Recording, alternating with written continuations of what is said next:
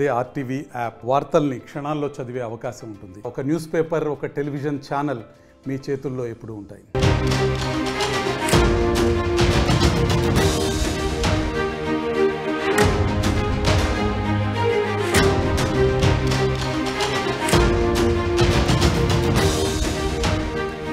Breaking news.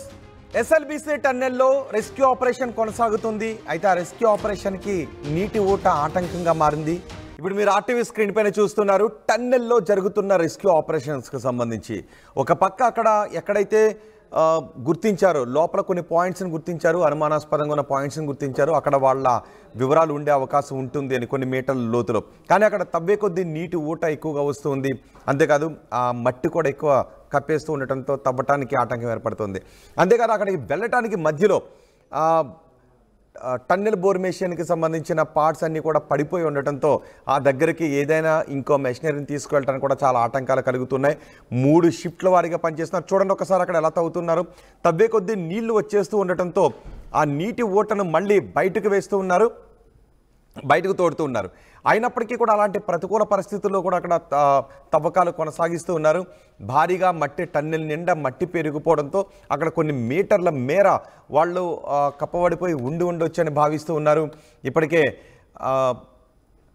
Scanner ద్వారా చేసినటువంటి పరీక్షలో జీపీఆర్ గ్రౌండ్ పెనట్రేషన్ రాడార్ ద్వారా చేసిన సర్వేలో కొన్ని పాయింట్స్ని గుర్తించారు. ఆ పాయింట్స్లో తవ్వకాలు జరుగుతున్నాయి. కానీ తవ్వటం అంత ఆషామాషిగా జరగడం లేదు, తవ్వటం అంత ఆషామాషిగా పూర్తి కావడం లేదు. అక్కడికి సింగరేణి కార్మికులు వచ్చారు, ఎన్డీఆర్ఎఫ్ సిబ్బంది కూడా ఈ తవ్వకాలు పాల్గొంటున్నారు. అయినప్పటికీ ఆ నీటి ఊట మట్టి ఎక్కువగా వచ్చేస్తూ ఉండటంతో తవ్వకాలకు ఆటంకం కలుగుతోంది. మరోవైపు అడ్డంగా పడిపోయిన మెషిన్కి టన్నెల్ బోర్ మెషిన్ని కట్ చేస్తున్న దృశ్యాలు కూడా మన ఆర్టీవీ స్క్రీన్ పైన చూడొచ్చు. ఆ లోపల ఊరుతున్న నీటి ఊటను కొన్ని చిన్న పంపులతో బయటికి తోడుతున్న దృశ్యాలు కూడా మనం చూస్తున్నాం. ఈరోజు అక్కడికి ముఖ్యమంత్రి కూడా వెళ్తున్నారు. ముఖ్యమంత్రి కూడా అక్కడ జరుగుతున్న సహాయక చర్యల వివరాలను అడిగి తెలుసుకుంటున్నారు. రోజు మంత్రులు పర్యవేక్షిస్తూ ఉన్నారు. వందలాది మంది సిబ్బంది, నిపుణులు ఆ రెస్క్యూ ఆపరేషన్లో పాల్గొంటున్నారు. కానీ ఇన్ని రోజులైనప్పటికీ కూడా ఇంకా వారి జాడ తెలియడం లేదు. చూడండి ఒకసారి అడ్డంగా పడిపోయిన మిషనరీ, అందుకే కొంత ప్రొక్లైనర్ లాంటి వాటిని అది దాటి తీసుకుని వెళ్ళాలి. ఇప్పుడు మీరు రెండో బాక్స్లో చూస్తున్నారు కదా, అడ్డంగా ఉన్నటువంటి పడిపోయిన ఆ మిషనరీ డెబ్రీస్ అన్నీ కూడా అది దాటి అవతల వైపుకి వెళితే అక్కడ మళ్ళీ మట్టి దిబ్బలుగా ఉన్నాయి. అక్కడ ఆ మట్టిలో ఈ కార్మికులు ఉండొచ్చని అనుమానిస్తూ ఉన్నారు. కొన్ని పాయింట్స్ని కూడా సెలెక్ట్ చేశారు. ఆ పాయింట్స్లో తవ్వకాలు జరుగుతున్నాయి. ఈలోపు అడ్డంగా ఉన్న ఆ మెషినరీని కట్ చేసి ప్లాస్మా కటర్స్తో కట్ చేసి వాటిని తొలగిస్తున్న దృశ్యాలు కూడా ఆర్టీవీ స్క్రీన్ పైన చూడొచ్చు. మరో 2 రోజుల పైన పట్టే అవకాశం ఉంటుందనే వార్తలు వస్తున్నాయి. ఇప్పటికే ఆ పాయింట్స్ని గుర్తించారు, జీపీఆర్ ద్వారా పాయింట్స్ని గుర్తించారు. కొన్ని గంటల్లోనే వాళ్ళని బయటికి తీసే అవకాశం ఉంది, వాళ్ళ జాడను కనుగొనే అవకాశం ఉందంటూ వార్తలు వచ్చాయి. కానీ ఆ రోజు ఆర్టీవీ కూడా చెప్పింది కొన్ని గంటల్లో వచ్చే అవకాశం లేదు అని. ఆర్టీవీ మొన్నే చెప్పాం, ఏదైతే వాళ్ళ జాడను కనుగొన్నారంట, ఈరోజు సాయంత్రంకి వచ్చేస్తున్నారంట అన్నప్పుడే ఆర్టీవీ చాలా స్పష్టంగా చెప్పింది, లేదు అక్కడ పరిస్థితులు అందుకు భిన్నంగా ఉన్నాయి, సోషల్ మీడియాలో కొన్ని ఫేక్ వార్తలు వస్తూ ఉన్నాయి, వాటిని నమ్మొద్దు అని ఆర్టీవీ చెప్పింది. ఆ తర్వాత కలెక్టర్ కూడా వాటిని ధృవీకరించారు. సో ఇప్పుడు ఆర్టీవీ ఏదైతే అక్కడ సహాయక చర్యల గురించి చెప్పిందో అదే కొనసాగుతుంది. అక్కడ గ్రౌండ్లో ఎవరైతే సహాయక చర్యలో పాల్గొంటున్నారో వాళ్ళతో మాట్లాడి, గ్రౌండ్లో నేరుగా సహాయక చర్యలో పాల్గొంటున్న వారితో మాట్లాడిన తర్వాత మాత్రమే యాక్యురేట్ సమాచారాన్ని, ఖచ్చితమైన సమాచారాన్ని మాత్రమే ఆర్టీవీ మీకు అందిస్తూ ఉంది. గ్రౌండ్లో ఇంకా లోపల ఆ టన్నెల్ లోపల 14 కిలోమీటర్ల దగ్గర ఇంకా సహాయక చర్యలు కొనసాగుతున్నాయి. రాత్రింబ వాళ్ళు 24 అవర్స్ బృందాలు ఆ సహాయక చర్యలో పాల్గొంటూ ఉన్నారు. వాళ్ళ కుటుంబ సభ్యులు తమ వారి జాడ కోసం కన్నీరు మున్నీరుగా బయట విలిపిస్తూ ఉన్నారు. ఇంకా ఎప్పటికీ సహాయక చర్యలు పూర్తవుతాయో తెలియని అయోమయ పరిస్థితి నెలకొంది.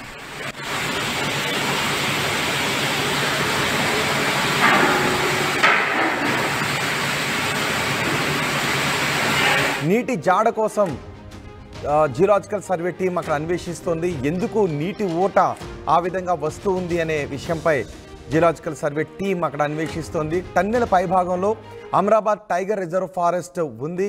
అమరాబాద్ అటవీ ప్రాంతంలో జియోలాజికల్ టీం అక్కడ సర్వే నిర్వహిస్తోంది. అంతేకాదు నక్కవాగు దగ్గర మల్లెల తీర్థం ఆ పరిసర ప్రాంతాల్లో నీటి ఊట ఎక్కువగా ఉన్నట్టుగా తెలుస్తోంది. ఆ పరిసర ప్రాంతాల్లోనే ఈ టన్నెల్ వెళుతుంది. 14 కిలోమీటర్లు అక్కడికే వస్తూ ఉంటుంది. మల్లెల తీర్థం కూడా ఎప్పుడు ప్రవహిస్తూనే ఉంటుంది. అక్కడ మల్లె తీర్థం వాటర్ ఫాల్స్ అక్కడ ఎప్పుడు ప్రవహిస్తూనే ఉంటాయి, ఎప్పుడు కూడా నీరుంటూ ఉంటుంది. సో ఈ నీటి ఊటకు అది కూడా కారణం అని అనుకుంటూ ఉన్నారు. అమరాబాద్ అటవీ ప్రాంతంలో జియోలాజికల్ సర్వే టీం అక్కడ సర్వే చేస్తోంది. అయితే ప్రమాద స్థలం పైభాగం 450 మీటర్ల లోతులో అక్కడ పొరల్లో నీటి ఊట ఎక్కువగా ఉన్నట్టుగా తెలుస్తోంది. ఉరుసువాగు, మల్లెవాగు, మల్లెల తీర్థం నుంచి కృష్ణానది వైపు ఈ ప్రవాహం ఉన్నట్టుగా తెలుస్తోంది. అక్కడ నుంచి గ్రౌండ్ రిపోర్ట్ మా ప్రతినిధి సచిన్ అందిస్తారు. సో ఎస్ఎల్బిసి ఎక్కడుంది అనేది ఒకసారి నేను మీకు చూపించే ప్రయత్నం చేస్తున్నాను. మీరు చూస్తున్నారు కదా, అది కృష్ణానది. కృష్ణానదికి సంబంధించి మీరు చూస్తే అటో కొండ ఇటొక్కట మనకు కనిపిస్తూ ఉంది. సో ఈ కొండల దగ్గర ఎటువంటి సినారియో ఉంది, అసలు ఈ కొండలు ఎలా ఉన్నాయి, ఇక్కడ ఎటువంటి పరిస్థితి ఉందో నేను మీకు చూపించే ప్రయత్నం చేస్తాను. ఇది ఎస్ఎల్బిసి టనల్కి సంబంధించి ఆ స్టార్టింగ్ పాయింట్ దగ్గర ఉన్నాను. ఇదే స్టార్టింగ్ పాయింట్. ఇక్కడ నుంచే వెహికల్ ఎంట్రీ అవుతూ ఉంటుంది. వే మీరు చూడొచ్చు, ఘాట్ రోడ్ ఎంత కష్టతరమైన రోడ్డు మనం అర్థం చేసుకోవచ్చు. ఎందుకంటే పూర్తిగా చాలా స్లోపీగా ఉంటూ ఉంటుంది, అంటే చాలా వాలుగా ఉంటూ ఉంటుంది. తర్వాత ఎత్తైన కొండలకు సంబంధించి మీరు చూడొచ్చు. దాంతోపాటు ఆ కొండ మీరు చూస్తే కనుక పూర్తిగా రాతి పొరలు, అంటే ఏదో ఒక పొర మీద పొర, ఇంకో పొర మీద, అంటే ఒకదాని మీద ఒకటి, దాని మీద ఒకటి, దాని మీద ఒకటి, అలా పేర్చారన్నట్టుగా పూర్తిగా గీతలుగా మనకు కనిపిస్తున్న సిచ్యువేషన్ మీరు చూడొచ్చు. దాంతోపాటు ఇక్కడ మీరు చూస్తే కనుక ఇదిగో ఇక్కడ నీటి ఊట కనిపిస్తోంది. అసలు ఎలా ఊరుతోంది అనేది ఎవరికైనా క్వశ్చన్ డౌట్ వస్తే కనుక ఇదిగో ఇక్కడ ఆ నీటి ఊట అనేది మనకి క్లియర్గా కనిపిస్తోంది. ఇక్కడ లోపల నీరు ఎలా ఊరుతుందో మనకు కనిపించకపోవచ్చు బయటకు, ఎందుకంటే అక్కడ రెస్క్యూ ఆపరేషన్స్ జరుగుతుంది కాబట్టి అక్కడ వెళ్ళడానికి అవకాశం లేదు. ఒక్కసారి విజయ్ ఒకసారి ముందుకు వెళ్ళే ప్రయత్నం చేద్దాం. బహుశా ఇక్కడ మనకు ఆ విజువల్ కనిపించే అవకాశం ఉంటుంది. ఎందుకంటే నీటి ఊటకు సంబంధించి ఇక్కడ మాట్లాడుకుంటున్న సందర్భంలో అక్కడ సిచ్యువేషన్కి సంబంధించి చూసే ప్రయత్నం చేద్దాం రండి. ఎందుకంటే నీటి ఊట కనిపిస్తోంది. సో ఈ నేపథ్యంలో అక్కడ ఎటువంటి సినారియో ఉందో నేను మీకు చూపించే ప్రయత్నం చేస్తాను. ఇదిగో ఇక్కడ మీరు చూడొచ్చు, నీటి ఊటకు సంబంధించి చూపించే ప్రయత్నం చేస్తున్నాను. ఒక్కసారిగా అక్కడ వైట్గా మారిన తర్వాత విజయ్ ఒక్కసారి త్వరగా వచ్చే ప్రయత్నం చేయండి. వాటర్ పడిన తర్వాత ఎంత గట్టిగా అవుతుందనేది మీరు చూడొచ్చు. ఇదిగో మీరు చూసారు కదా, అక్కడ అంతా పౌడర్గా ఉంది, కానీ వాటర్ పడిన తర్వాత ఇదిగోండి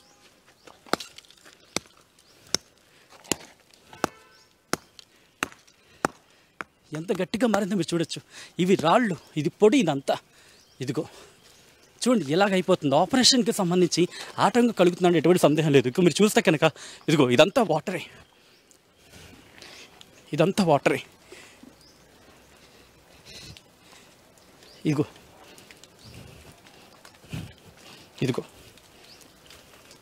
ఇదంతా వాటరే. ఇక్కడైతే నా మీద నీటి చుక్క పడుతోంది. ఇదంతా ఇదిగో మీరు చూస్తే కనుక ఇదిగో నా మీద నీటి చుక్క పడుతుంది, నీటి ఊట ఇదంతా కూడా. సో ఇది కొండకి సంబంధించి నీటి ఊట ఏ స్థాయిలో ఉంది అని చూపించడానికి నేను చూపించే ప్రయత్నం చేస్తున్నాను. ఇదిగో ఇదంతా కూడా మీరు నమ్మకపోవచ్చు. ఇదిగో విజయ్ ఒక్కసారి చూపించే ప్రయత్నం చేయండి. ఇదిగోండి నీటి ఊట ఇదంతా కూడా నీటి ఊట. ఇదిగో ఈ ఇక్కడ రంగు చూడండి. ఒక్కసారి నేను చూపించే ప్రయత్నం చేస్తాను. ఇది ఎందుకు దిగట్లేదు అని వాళ్ళు అంటున్నారు కదా. ఇదిగో ఇక్కడ మట్టి దిగిన తర్వాత చూసారా, నేను బిగుస్తుంటే కర్ర విరిగిపోతుంది. ఇదిగో కర్ర విరిగిపోతుంది తప్ప మట్టి దిగటం లేదు. అంటే రాయితో ట్రై చేస్తాను ఒకసారి. ఇదిగో ఇది నేను రాయి తీసుకున్నాను. ఇదిగో అది వాటర్ను నేను కొడుతున్నాను చూడండి. ఇదిగో నేను వాటర్ కొడుతుంటే వాటర్ దాంట్లోకి వెళ్ళిపోతుంది. అంటే తీసే ప్రయత్నం చేస్తే ఇదిగో ఇలా. సో ఇక్కడ సిచ్యువేషన్ ఎలా ఉందో మనం అర్థం చేసుకోవచ్చు. దాంతోపాటు మీరు చూస్తే పూర్తిగా ఇదిగో నేను తడిసిపోయిన సిచ్యువేషన్, అంటే నీటి ఊట ఏ స్థాయిలో ఉందో అర్థం చేసుకోవచ్చు. ఇక్కడ ఆపరేషన్కి ఏ స్థాయిలో ఇబ్బంది కలుగుతుంది అనేది. అదిగో ఇక్కడ పడిన వాటర్తో మీరు చూస్తే కనుక అక్కడ మడుగులా ఏర్పడింది చిన్నది.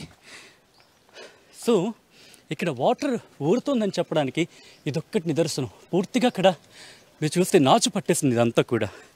సో ఇది మీరు చూస్తే నేను ఎంతున్నాను, మా హైట్ ఒక 5'6", ఒక 5.5, 5.7 నా హైట్. మామూలుగా నేను చెప్పే ప్రయత్నం చేస్తున్నాను, కానీ నాకు అంతకి ఎత్తు నుంచి వాటర్ పడుతోంది. అంటే కృష్ణానది చూస్తే ఇంత డౌన్లో ఉంది, కానీ మీరు చూస్తే కొండ ఎంత ఎత్తున చూడండి, ఆ ఎత్తు నుంచి వాటర్ పడుతుంది. సో వాటర్ ఫాల్ అయితే కాదు, కానీ వాటర్ మాత్రం డ్రిప్ అవుతూనే ఉంది. అంటే రాతి పొరల మధ్య నుంచి వాటర్ ప్రవాహానికి సంబంధించి మాట్లాడుకున్నప్పుడు బెస్ట్ ఎగ్జాంపుల్గా చెప్పుకోవచ్చు ఇది. ఎందుకంటే అక్కడ వాటర్ ఎలా లీక్ అవుతుంది అనేది ఇంతవరకు మీకు ఎవ్వరూ చూపించలేదు. ఆర్టీవీ మాత్రం ఫస్ట్ నుంచి గ్రౌండ్లో ఎటువంటి సినారియో ఉందో చెప్పే ప్రయత్నం చేస్తుంది. ఆ నేపథ్యం మీరు చూడొచ్చు. ఒకసారి నేను ఇది చూస్తే కనుక ఓకే, ఇది కాస్త డేంజర్గా ఉంది, ఎందుకంటే ఇబ్బందికరంగా ఉంది, లోపలికి వెళ్ళడానికి నేను డేర్ చేయట్లేదు. సో ఇది ఇక్కడ సినారియో. మొత్తంగా అయితే మాత్రం ఆపరేషన్కి సంబంధించి గ్రౌండ్లో ఎటువంటి సినారియో ఉంది, ఎటువంటి ఆపరేషన్ విఘాతం కలుగుతుంది అనేది నేను మీకు చూపించే ప్రయత్నం చేశాను. విత్ వీడియో జర్నలిస్ట్ విజయ్తో సచిన్, ఆర్టీవీ, SLBC ఘటనా ప్రదేశం నుంచి. మరిన్ని వీడియోస్ కోసం ఛానల్ ని సబ్స్క్రైబ్ చేయండి. లేటెస్ట్ అప్డేట్స్ కోసం వాట్సాప్ ఛానల్ ని ఫాలో అవ్వండి. ఆ లింక్ డిస్క్రిప్షన్ లో ఉంది.